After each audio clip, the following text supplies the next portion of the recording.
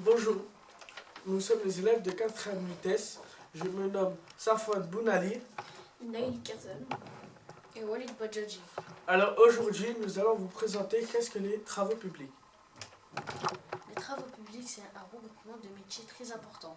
On pourrait résumer ce domaine d'activité en disant que les professionnels des travaux publics imaginent et construisent des réseaux. Mais de quel réseau parle-t-on? Internet?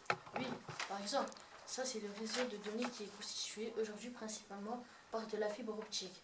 Mais il y a aussi les réseaux d'eau, les réseaux de gaz, d'électricité. Les réseaux routiers font aussi partie des TP. Bref, tout ce qui fait notre confort moderne. Aujourd'hui, on veut tous pouvoir regarder nos mails, s'informer grâce à la télévision, se divertir grâce aux écrans, prendre notre douche et chauffer nos maisons, etc. Peux-tu me donner des chiffres? Il y a environ 8000 entreprises et 250 000 salariés dans ce secteur d'activité en France. Pourrais-tu me donner des chiffres encore plus précis? Pour vous donner un ordre d'idée et montrer ainsi l'importance de ce domaine d'activité, il y a en France 100 000 km de lignes à haute tension, c'est-à-dire les fils aériens, comme on peut voir ci-dessus, qui transportent l'électricité de là où on la fabrique et jusqu'à chez vous. Maintenant qu'on a compris ce qu'étaient les TP, quel métier peut-on exercer pour travailler dans ce secteur d'activité? Grutier, conducteur d'engin, électricien, chef de chantier ou encore conducteur de travaux. Je suis Adrien Lequardez et je travaille chez Ramri Travaux Publics. Je suis le garant financier et administratif d'un chantier. Ce métier est-il nocif pour la santé, pour les auteurs des matériaux qu'on respire? Non, ce métier n'est pas nocif parce que l'employeur a de plus en plus d'obligations et se doit de mettre en place des moyens de prévention. Est-ce que les installations requises pour les travaux publics polluent l'environnement?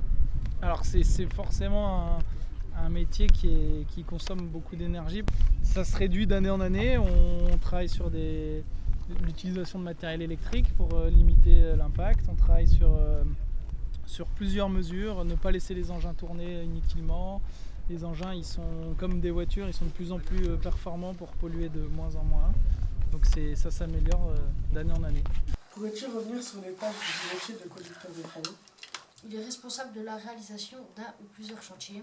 Il dirige les travaux, il choisit et commande les matériaux nécessaires pour le chantier.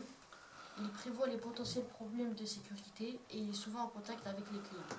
Comment savoir si le métier est fait pour vous?